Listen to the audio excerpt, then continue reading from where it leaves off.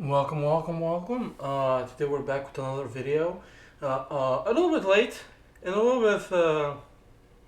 I want to do this video just to get a global understanding of the consequences of what the consequences will be for the West and for Russia and for the whole world of what will happen if Russia invaded. That was posted on the 9th of February. Today we're the 23rd, I think. So by now we already know the answer. So yeah, I'm curious what the consequences will be internationally. So let's learn.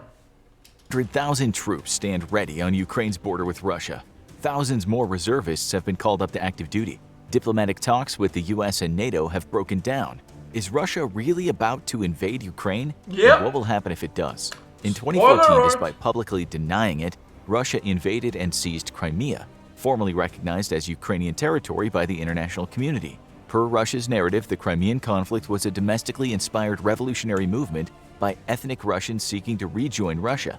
However, it very quickly became clear that this was a lie, as Russian special forces, who earned the moniker Little Green Men for their featureless uniforms, were confirmed to be working with Crimean rebels. Then, deep dives into Russian social media produced even more damning evidence of regular Russian soldiers operating inside of Ukrainian territory itself. Russia never formally admitted to utilizing both unconventional and conventional military forces in Crimea to fight off Ukrainian forces, and in the end, Crimea declared itself independent and was quickly absorbed by Russia. Since then, fighting against rebel forces has continued across disputed Ukrainian territory, and Russia has continued to support those rebel forces, albeit in a slightly less obvious way.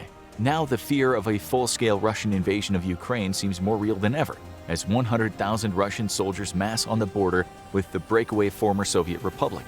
But why would Russia risk angering the world with an invasion of a bordering nation? Could it really do it, and what would the world's response be if it did? Since the end of the Cold War, Russia has largely been in retreat from its former Soviet glory. It saw massive losses of territory and subsequent economic outflow from the independence of numerous former Soviet republics. As the nation struggled through tumultuous post-Soviet Union years, many of these newly independent nations took the opportunity to ensure their own survival and independence by drawing closer ties with the West. Russia made it very clear that it did not want NATO to expand further east than Germany, and yet, one by one, new Eastern European states joined NATO's ranks, pushing NATO forces closer and closer to Russian territory.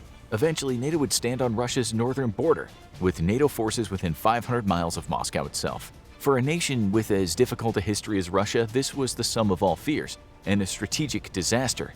Rarely ever the invader, Russia itself has been repeatedly invaded throughout its history, and each time the human and economic toll was profound. Many of these invasions threatened the very independence of the nation itself, such I wonder what the consequences will be in the long term for Russia, because now they're thinking about canceling their access to SWIFT, which, as far as I know, is this international banking system that facilitates international banking. So that could be a huge hit. And when it comes to lives lost, I don't know how that's gonna go, but as Germany's near defeat of the Red Army in World War II and Napoleon's invasion during the Napoleonic Wars. These invasions are so threatening because Russia sits at the eastern edge of the European plain, a large swath of relatively flat land that's very difficult to defend. With modern, fast-moving military formations, this strategic deficiency only increased, and after World War II, the Soviet Union became obsessed with pushing any potential future aggressor as far west as possible. This led the Soviet Union to extend its sphere of influence as far west as Germany, creating the infamous Soviet bloc as a buffer zone to any future invasion. With the collapse of the Soviet Union and the Eastern Bloc, Russia's influence receded practically back to its own borders, and all the strategic gains of the last 50 years evaporated overnight. Today, more Eastern European nations have chosen to draw closer to the US and its European allies than to Russia, mostly due to Russia's authoritarian system of government and fears of becoming puppet states once more. As the new millennium dawned, Ukraine began to seek a pathway for membership in NATO, and Russia warned that this would be tantamount to a declaration of war between itself and NATO. Not willing to antagonize Russia, NATO postponed the Ukrainian question indefinitely, despite building cooperative ties with the nation. In 2014, Ukraine's worst fears were realized, and now its continued independence is in question by the 100,000-strong Russian forces massing on the border. If Russia invaded, though, how would Ukraine fare without Western aid? Ukraine has a population roughly a third of the size of Russia, and its military is ranked at the number 22 spot according to globalfirepower.com, which ranks world military powers according to the strength of their militaries, their economies, and demographics. Russia, despite slowly slipping out of it, still retains the number 2 spot as the world's second strongest military power, and its overmatch with Ukraine is significant. What? Russia's military... Russia has the second largest, strongest military in the world? We are... What? I thought China was number 2. numbers at 850,000 active personnel versus Ukraine's 200,000 strong military, a mismatch of 650,000 in Russia's favor. Yeah, but Russia Due to has the to ever-growing guard the threat whole of border. all-out war with Russia, both Ukraine and Russia have the same number of available reservists, 250,000, as Ukraine has dramatically increased readiness and training of reservist units. Since 2014, it's created dozens of additional reserve units, which can be quickly activated to combat Russian troops. In the air, Russia absolutely dwarfs Ukraine, with the second best air force in the world, numbering 4,173 strong. Ukraine, on the other hand, only has 318 aircraft available, with only 69 of those being fighter aircraft versus a fleet of 772 Russian fighters. Russia also enjoys a massive advantage in attack aircraft, with 739 dedicated attack platforms versus Ukraine's 29. With the world's second largest air mobility fleet, Russia can call upon 445 aircraft to rapidly move troops into combat areas or launch airborne invasions deep into Ukrainian territory. By comparison, Ukraine's tiny air mobility fleet of 32 would struggle to move significant personnel or supplies in theater. Russia's attack helicopter fleet also vastly outnumbers Ukraine's own, with 544 versus 34. On land, Russia claims tank corps of 12,000 strong, but it's widely accepted that only a few thousand of those vehicles, likely around 6,000, are capable of immediate combat operations. The rest are Cold War-era leftovers, which are in a mothball storage and would require weeks to reactivate and deploy. Ukraine, on the other hand, has a tank force of 2,596, giving Russia a probable 2-to-1 advantage over Ukraine. Russia also... This is going in a direction that we haven't seen since the Second World War. You know, with both sides having, you know, tanks and air battles, and this is... maintains a sizable advantage in number of armored vehicles used to support combat operations, with 30,122 versus Ukraine's 12,303. So, what story do these numbers tell about a possible Russian invasion?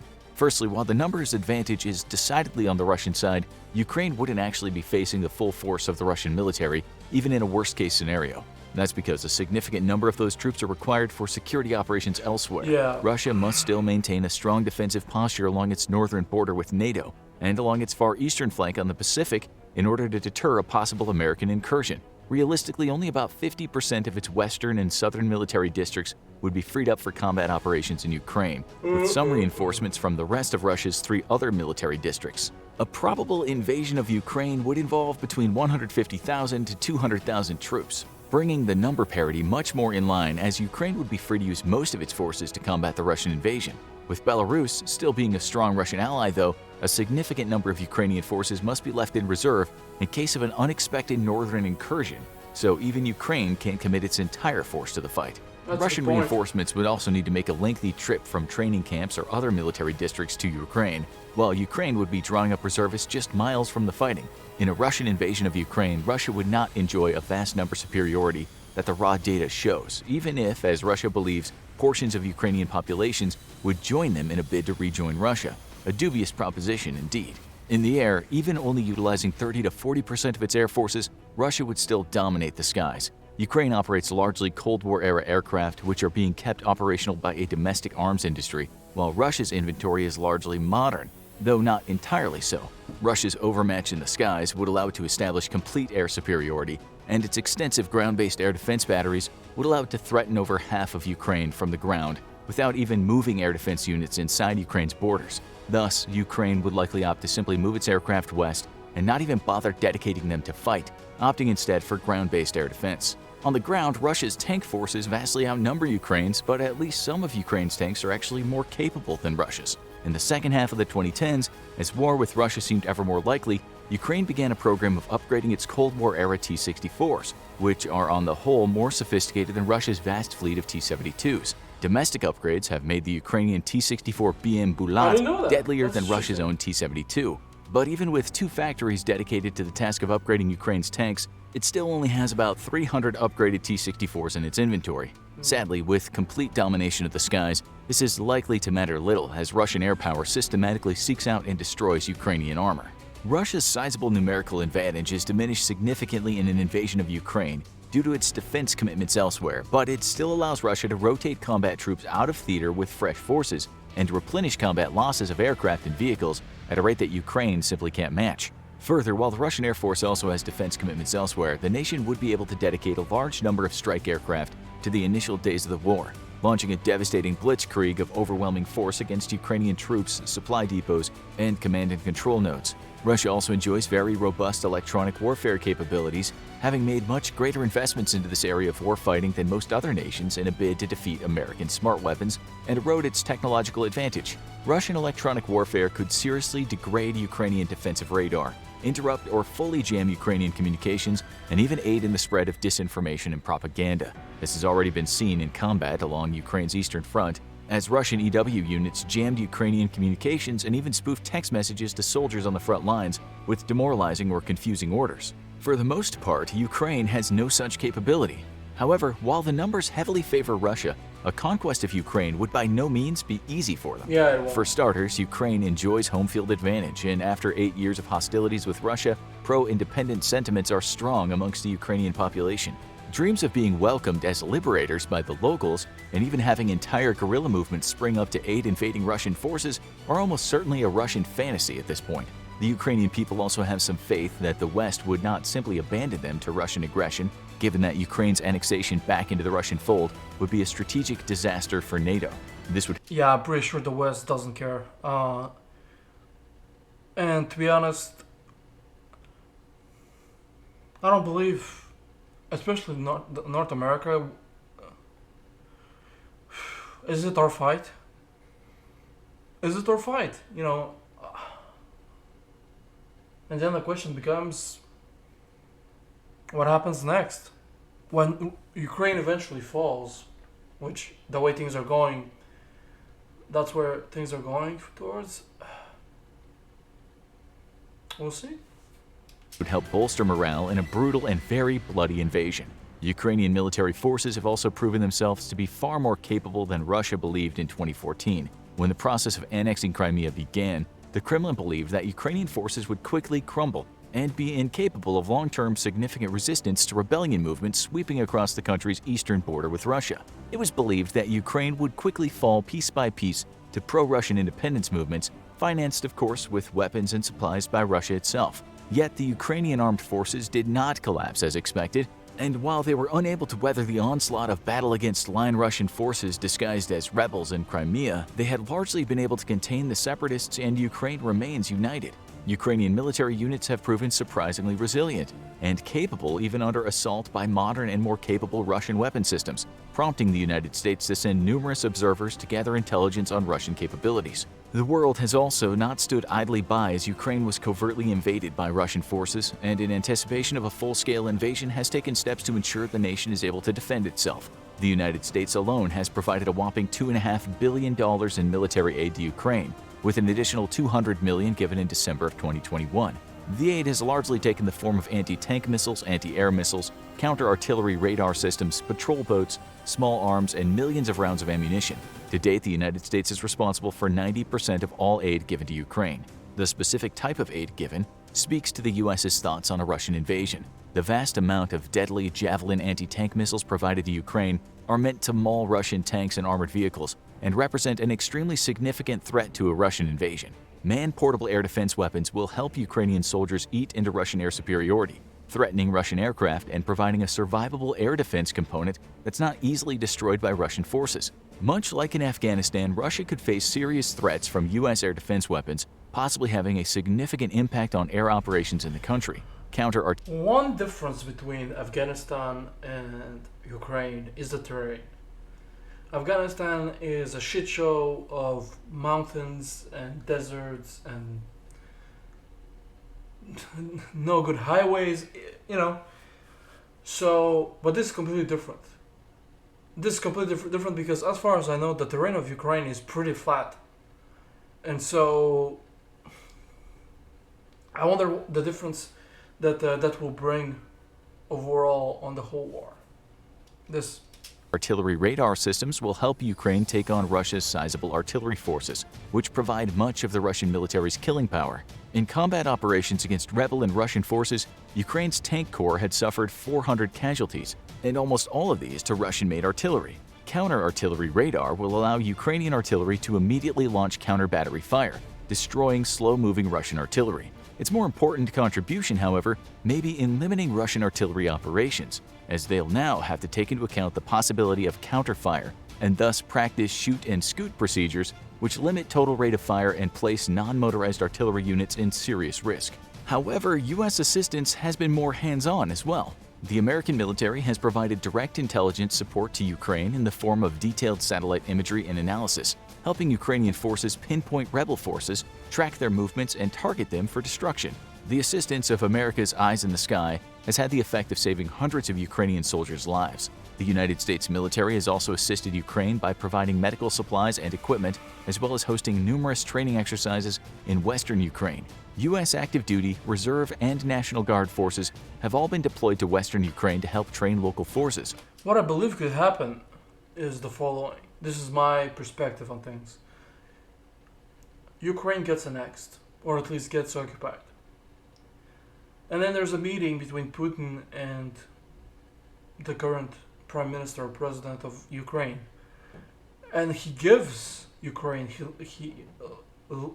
which I thought was going to happen, but he gives up Western Ukraine and keeps the East, while ensuring that Western Ukraine could never stake claim to the rest of the Ukraine. So bringing their combat expertise in Iraq and Afghanistan and teaching Ukrainian soldiers how to properly employ modern anti-tank and anti-aircraft weapons donated by the U.S. While no direct combat assistance has been provided by America to Ukraine, numerous and completely unacknowledged intelligence gathering and recon units have been deployed into the nation's conflict zones. This has allowed the U.S. forces to gather detailed intelligence on Russian weapon systems, as well as collect critical data on Russian electronic warfare operations and capabilities. This intelligence has helped Ukrainian forces directly in preparation for combat ops, but has also allowed the United States to better prepare for its own confrontation with Russia. The CIA has also joined the conflict. Its Secretive Special Activities Division has been training Ukrainian forces in guerrilla warfare tactics for years and helping prepare the nation for a possible invasion.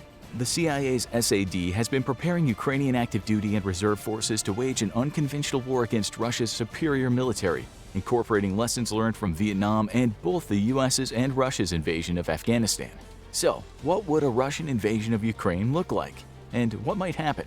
Russia's main thrust into Ukraine would come from its shared border, with an intense air campaign lasting 2 or more days, destroying any Ukrainian air opposition and targeting command and control nodes, troop staging areas, supply hubs, and industrial sectors. which is basically what's happening right now. They're targeting the airports and...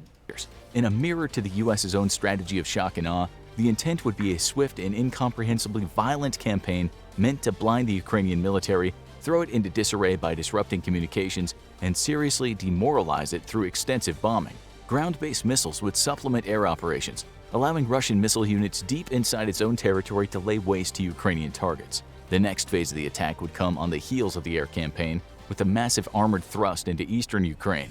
A double-pronged assault would see Russian forces pouring into Ukraine from the northeast border and from inside the separatist-controlled area, which could afford Russia with a staging area for an invasion, albeit such an act would give away its plans to invade long before they were put into effect. Another possibility, though a risky one for Russia, would be a naval assault against Odessa from Crimea itself. Russia's Black Sea naval forces have seen major reinforcements since 2014, and while still low in numbers, Russia's current fleet in the region is capable of amphibious operations. Historically, Russia has difficulty with amphibious ops due to logistical issues, and these same issues would be present today. However, Russia could still amass an amphibious assault force of 3,600 troops, backed up by 70 main battle tanks and 153 amphibious armored personnel carriers in a first strike against Odessa.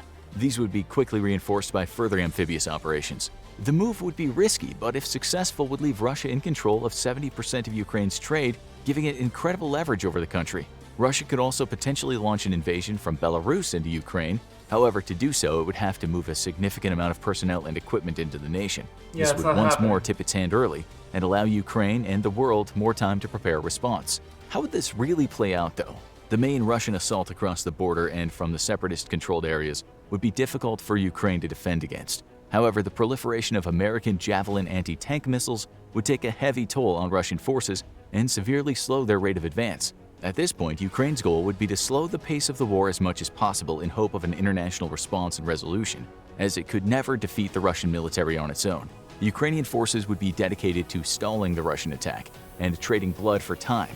Even U.S. military aid is focused to this end, hence why America has not provided larger weapon systems it knows would be unlikely to survive an initial Russian assault. Man-portable anti-tank and anti-aircraft weapons gifted by the U.S. to Ukraine are much more difficult to destroy and allow unconventional forces to take a heavy toll on a conventional force. Ukraine would inevitably be forced into a fighting retreat in the east, with the goal of buying enough time for the world to respond to the crisis. Taking a page from the CIA's playbook for a possible Soviet invasion of the West during a Cold War, some units might even allow themselves to be completely overrun, going to ground and remaining hidden as Russian forces push past them. That could This happen. secret army doctrine was theory crafted by the CIA in the 60s and 70s, and it was only until recent years that secret plans to leave entire sleeper armies behind enemy lines were revealed. The intent was simple. Given that certain military forces were unlikely to survive against a vastly superior Soviet force, they'd simply not fight and allow the enemy to push past them. Then, once they were in the enemy's rear area, they would rise up and cause mayhem and destruction behind enemy lines against much weaker rear area security forces. An invasion of Odessa from Crimea is possible as well, although unlikely. Russia is very aware of the limitations of its amphibious fleet in the Black Sea, and would likely choose against such a risky if high-yield operation. Such an operation would face no truly significant naval opposition, but it could face a sizable ground defense force. Given the likely slow advance of Russian forces in eastern Ukraine, reinforcements would have to come either by sea or air. If by sea, Russia's sea lift capabilities would doubtlessly dwindle over time as ships and landing craft are lost in combat operations or equipment breakdowns. A steady flow of reinforcements would inevitably slow to a trickle due to logistical losses. Russia would have to take and hold major port facilities to allow for large numbers of troops and equipment to be offloaded, likely with civilian vessels pressed into military service. It's highly I mean, this is basically happening right now, guys. Russia is invading from all over the world. I've seen the map. I've showed you guys in my past video from which direction Russia is invading from. And they're basically coming from all over the place. From the east, the north, the south, Odessa, unlikely that Ukraine would allow such facilities to remain uncontested or even operational. Another option would be to reinforce Odessa via airlift operations or airborne paradrops. However, the wide proliferation of American anti-aircraft weapons makes this an extremely risky proposition, and Russian airborne forces, which would already be facing steep losses to those weapons, could be devastated attempting to land so deep in Ukrainian territory. Despite being a possible war-winning strategic victory, the taking of Odessa would have to be done the hard way, with a slow but steady advance from the east by Russian ground forces. Instead, Russian Black Sea naval forces would use their significant land attack capabilities to pound Ukrainian forces and military installations, while amphibious assaults near the front could flank Ukrainian frontline units, a much better use for them than a potentially suicidal attack against Odessa. The world's response to Russian aggression would undoubtedly be immediate and very punishing sanctions, but Yep. Russia has grown to be very resilient to further economic damage by global sanctions. The nation has already been severely punished by internet. I mean, the Russian stock market has fallen immeasurably over the past day since the invasion happened. So we'll see how that will affect Russia as a whole over the next few months. National sanctions, wreaking havoc on its economic and even military sectors, but there's a limit to what further sanctions could really do to the nation. Plus, thanks to its massive energy exports, which European nations rely on to a large degree, Russia has built up a sizable war chest to help it weather sanctions and the cost of combat operations. And there's that However, as well. the United States has stated through its diplomats that it's ready to impose even more damaging sanctions on Russia should it invade Ukraine, as well as take unspecified actions that the U.S. has never taken before. What exactly those unspecified actions could be remain a mystery, and could range from direct military intervention to massive cyber warfare operations against Yeah, Russia. maybe- What may- is certain is that the United States and NATO would immediately supply Ukraine with much more offensive military aid. The thing about cyber warfare is that if America intervenes, Russia will retaliate, and America, in many ways, is really vulnerable to cyber attacks. In a very real sense, the future of Ukraine is the future of Europe itself in the 21st century. And given the strategic importance of Ukraine to NATO, it seems increasingly unlikely that a Russian invasion won't eventually be met with a US-led military campaign against Russia. Russia's President Vladimir Putin also seems to know this, as he recently threatened that Russia's nuclear arsenal stands ready for combat. No doubt because he understands that unless he can secure swift victory in Ukraine, the Russian military is no match for the US in a longer conflict. Now go check out US versus Russia.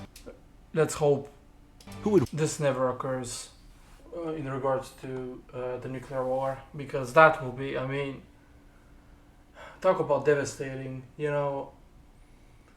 I hope things turn out some ways. I mean, how?